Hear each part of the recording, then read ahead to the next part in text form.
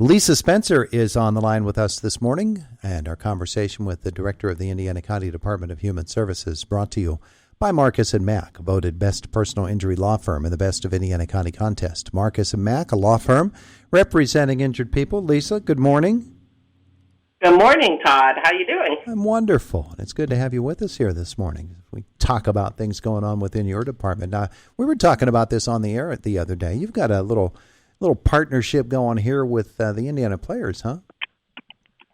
Yes, this is a fun one. If anybody is looking for a fun event to take children to, ages 5 to 12 is really the target area, but mostly 5 because we want to have people be able to sit through a performance. This is our second Children's Mystery Dinner Theater, and this is called A Monster Mash Mystery, the kidnapping of the Crypt Kicker 5 band. And this is happening at the Eagles on October 15th. So kind of is sneaking up on us a little bit here. Only in about a week and a half now. And so tickets are $30 for 16 years old and up, and $15 for ages 5 to 15. Mm-hmm. But we will not be selling any tickets at the door. So in order to get tickets, you'll have to go to the Indiana Players website and get tickets through there. Because C.H. Fields has so generously donated all of the food for this performance. It's a giant barbecue dinner with a red velvet cake for dessert. And I also would like real quickly to mention that we just received a second platinum sponsor since C.H. Fields, our first. First Energy Corporation was so generous for us.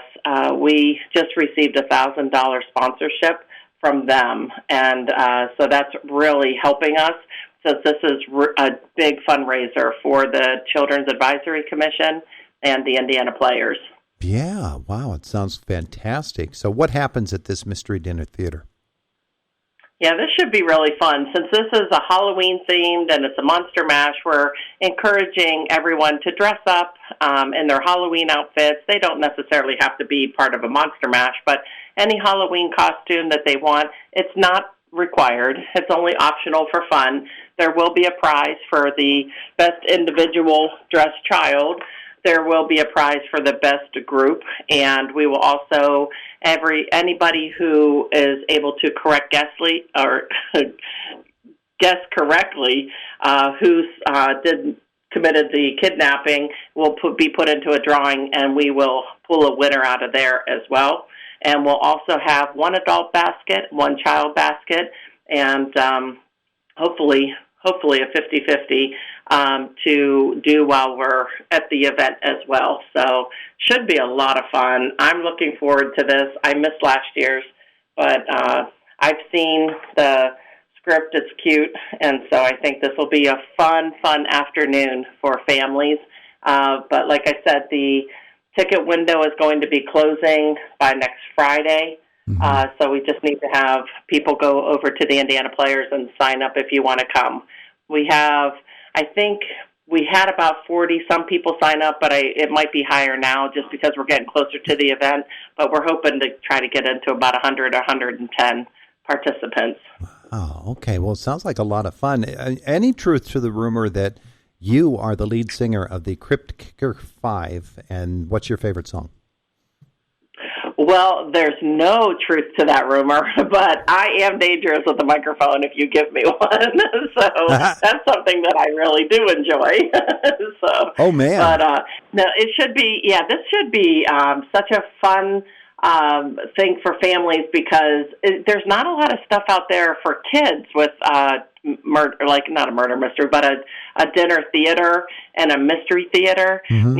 So that's why we thought maybe we would take this avenue, since of course we are the Children's Advisory Commission, and Indiana Players also has different events just for children as well. So the doors open at 3:30 on Sunday, October 15th. This is a Sunday afternoon, and the event starts at 4 o'clock, with dinner being somewhere around 5 o'clock as we kind of work ourselves through this mystery dinner.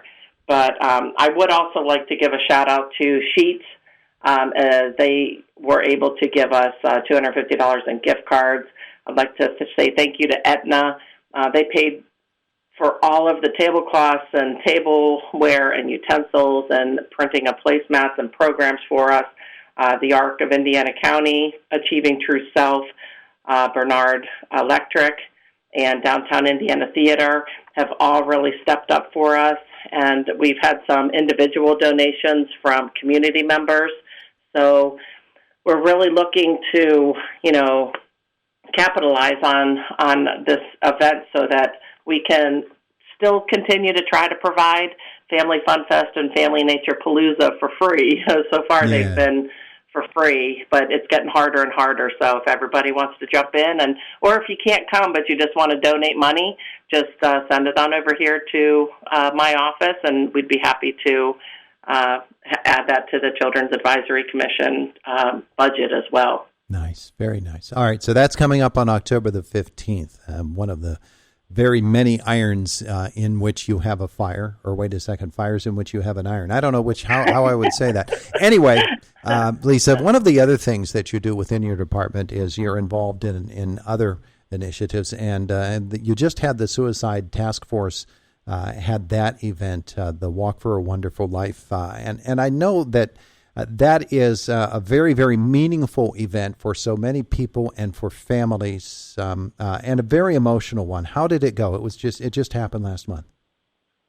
It did. It was on September 17th. It was a Sunday afternoon, and honestly, it might have been one of my favorite walks. I really enjoyed working with Ben Lieb and his family.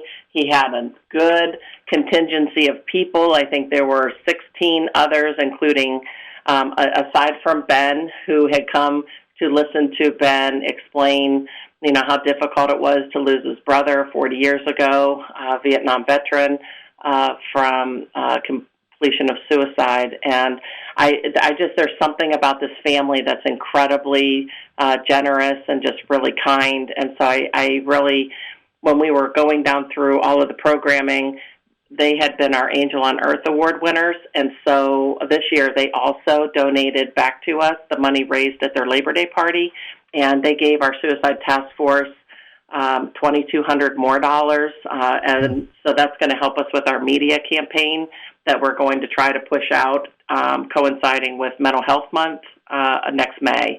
And so that is a huge, huge generous donation for us. And so we so appreciate it. We had 134 walkers, which is not bad. And we had an extra 46 people who were there representing agency tables, the Suicide Task Force members. We had IUP volunteers that we really so appreciate. The Honors College always comes through for us to volunteer for this event. And we had the color guard and also our singer of the national anthem. It just was a beautiful day. We did get caught in the rain around 2 o'clock, so we ended a little bit early.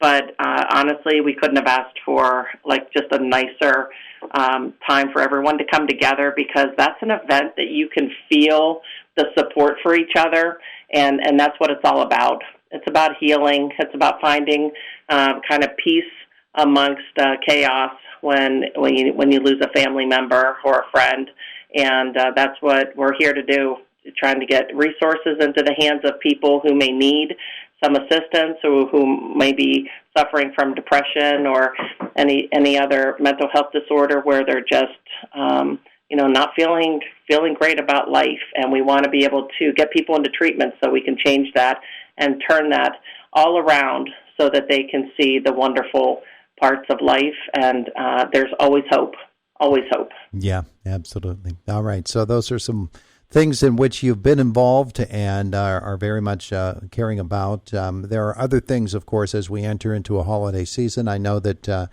you and everybody else concerned about food security and making sure that everybody has food in their belly. I know the ICAP Food Bank warehouse grand opening is coming up on Friday, and that's a big deal for Indiana County. And there are other things happening. The Bark for the Ark fundraiser is another thing that you keep an eye on, and the Alice Paul House has its Domestic Violence Awareness Month community event and fundraiser. That's on the list too. Lots of things going on in your office these days, Yes, huh?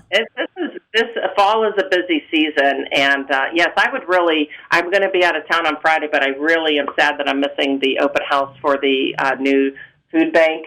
But I'll make sure to get over there and check it out. It's supposed to be pretty amazing. Also coming up, it's going to be here before we know it, Veterans Day with our Diane Overman with our Veteran Outreach Program. She'll be really involved with that.